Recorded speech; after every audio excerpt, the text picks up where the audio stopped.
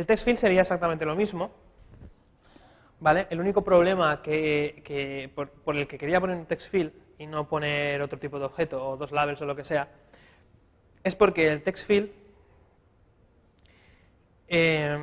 cuando estáis trabajando con él, es muy fácil necesitar en una aplicación un text field para necesitar un dato.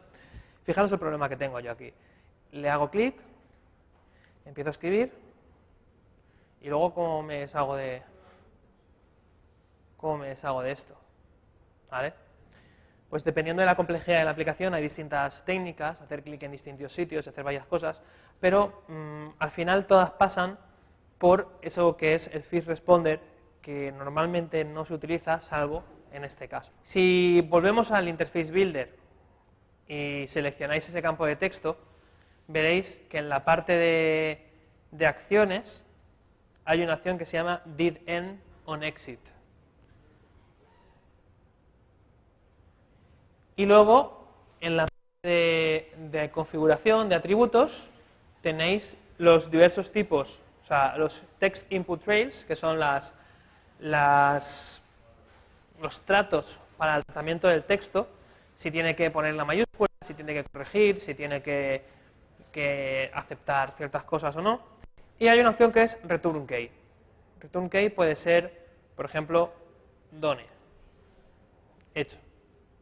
Entonces, esto lo que hace es que ese botón que ponía intro, pues ponga done. O sea, podemos poner default, go, cualquier cosa. Habrá un botón que pondrá done.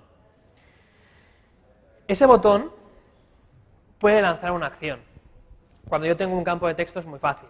Yo tengo ese campo de texto y ese campo de texto lo tengo referenciado como un outlet del application delegate. O sea, sé que desde el código acceder a self text field desde ese objeto va a referirse al campo de texto que estoy accediendo. Entonces, yo lo que necesito es una acción, ¿vale?, para que se ejecute cuando yo quiera cerrar ese teclado. Cuando yo le dé al botón de done, que se cierre el teclado. Es que el texto deje de ser el field responder. Entonces, para tener una acción, al igual que los outlets los generaba así, las acciones se generan, voy a darle aquí cambios de línea para que veamos aquí arriba esto, mediante un tipo de funciones, en general es una función de instancia, y devuelve idAction.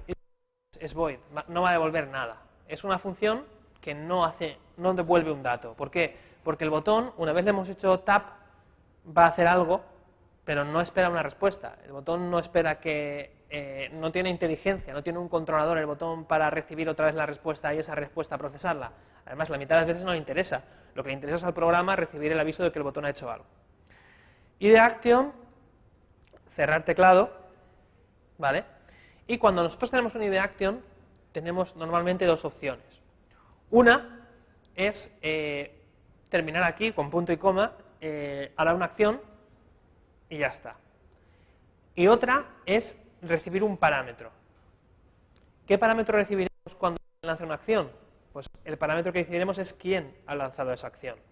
Entonces, por comodidad, pues yo os recomendaría desde el principio hasta que seáis más cómodos, directamente incluir esto,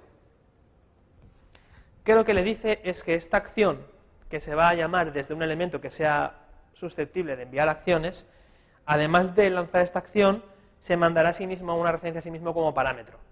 De forma que ese sender, que fijaros que es un ID, le ponemos ID porque puede ser cualquier objeto, a priori no está establecido, nos enviará quién es. De forma que si yo tengo dos o más botones, pues puedo averiguar quién es el que está enviándome la acción. Un idAction no necesita como las propiedades, que hagamos la propiedad, el synthesize, esas cosas, pero sí que necesita implementación. O sea, yo normalmente copiamos la línea de declaración y nos vamos al punto M.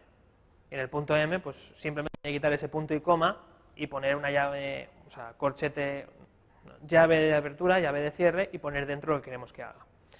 En concreto, pues lo que yo quiero que haga, voy a ponerlo por aquí. ¿Qué es?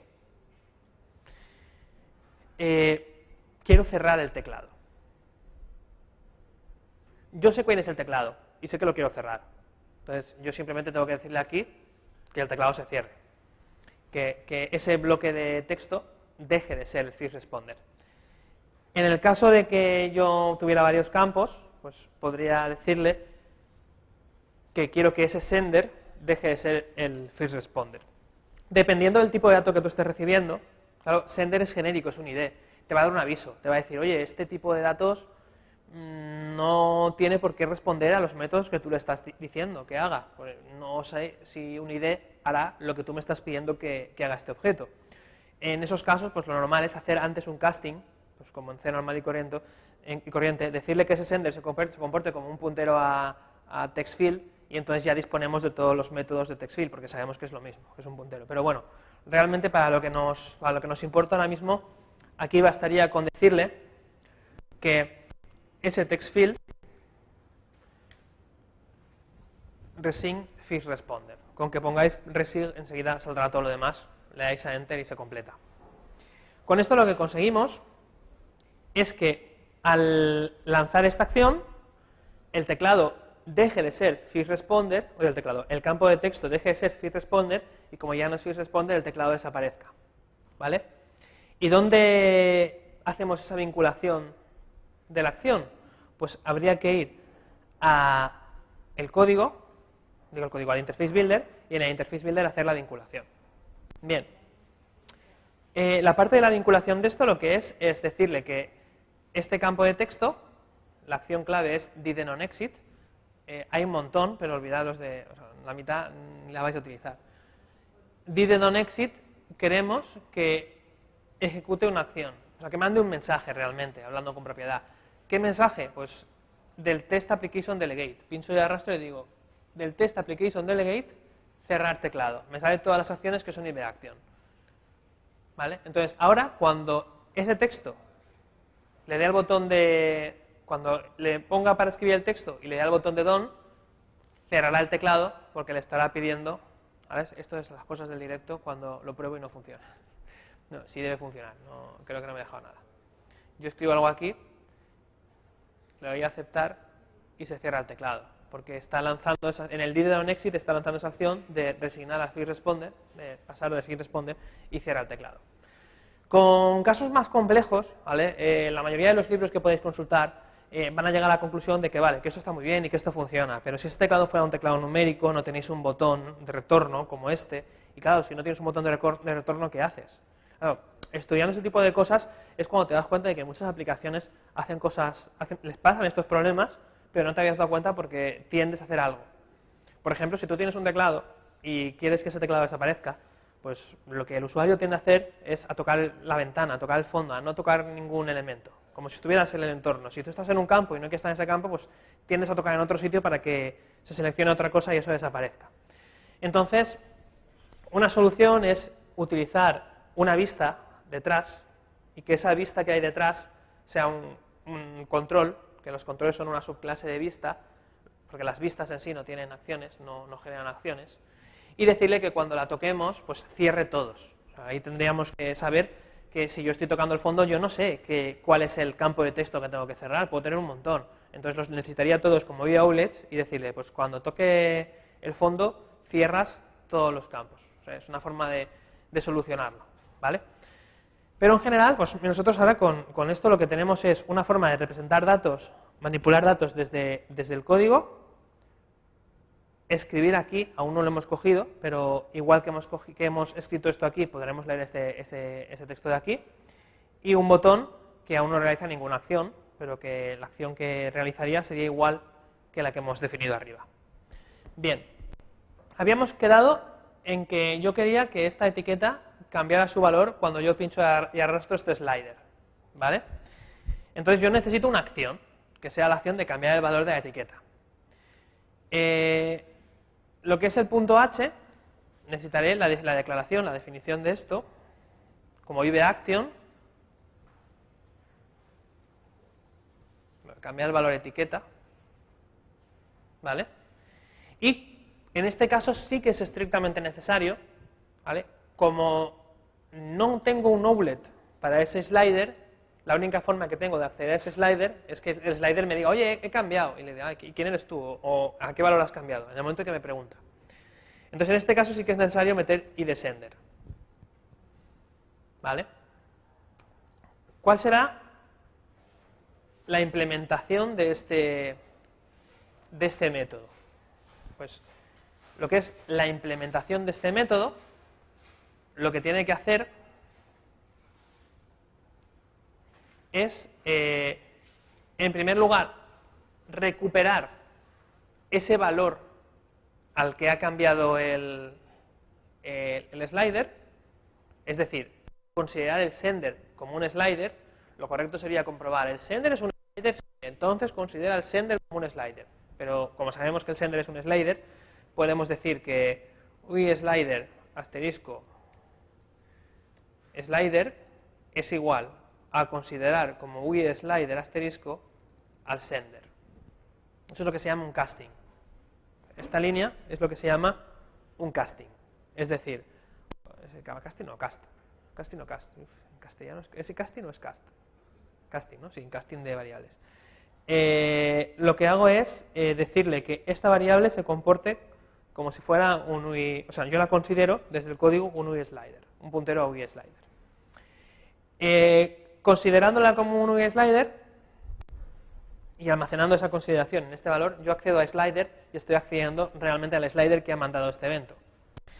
Entonces, sabemos, por lo que hemos hablado antes, que self.label.text es el texto de la etiqueta, del label, y nosotros aquí queremos introducir ahora un valor. Entonces vamos a ver una de las opciones que hay para meter valores en cadenas, que es la forma, pues normalmente una cosa que vais a tener que hacer es manipular cadenas, ¿vale?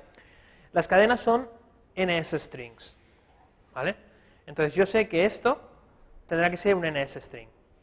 ¿Qué opciones tenéis para crear una cadena y ponerla aquí? La primera opción sería crear la variable, inicializarla, darle el valor que yo quisiera, utilizarla y deshacerme de la cadena que he creado. Y la segunda opción sería directamente ponerla aquí. Voy a haceros los dos casos para que veáis la diferencia, ¿vale?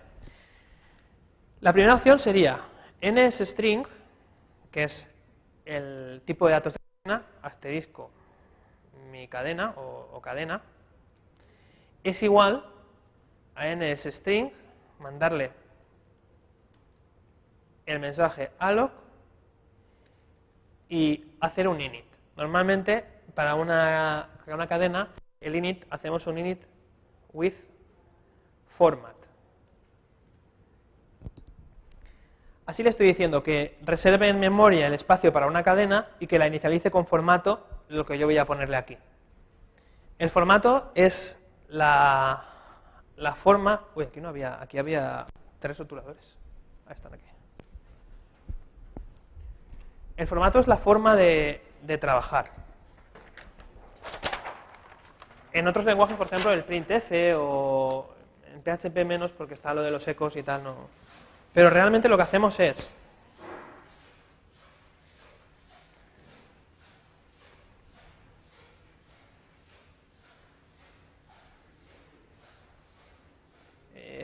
creo que va a ser poner una cadena en la que, no, perdón, esto es porcentaje, en la que introducimos caracteres de escape para decirle, me pones este texto y aquí una variable de tipo cadena, este texto y aquí una variable de tipo float, este texto, y luego esas variables se introducen detrás, pues,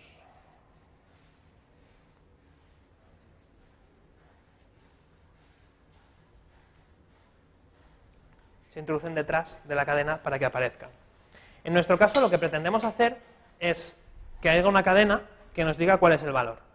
Pues lo que haríamos pues, sería el valor es porcentaje, creo que es un float el valor que recibe el slider, porcentaje f, y aquí le daríamos el valor. Para averiguar dónde está el valor del float, pues tendríamos que, el valor del slider, pues iríamos a la documentación del slider, miraríamos sus propiedades, una de las propiedades sería el valor, comprobamos cuál es la que es y llevamos al método, normalmente al getter de esa opción. En este caso, slider.value.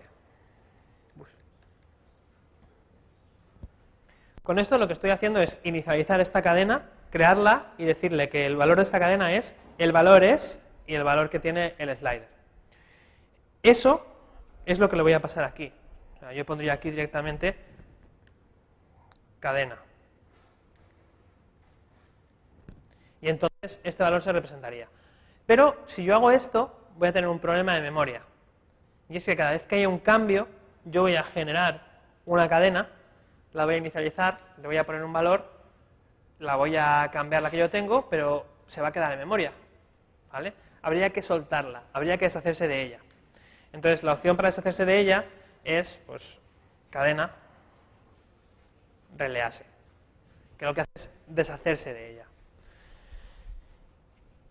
La cuenta, si los métodos de creación empiezan o contienen init, new, copy, la cuenta de retenciones de ese objeto es 1, tengo que hacerle el release para deshacerme de ese objeto, ¿vale?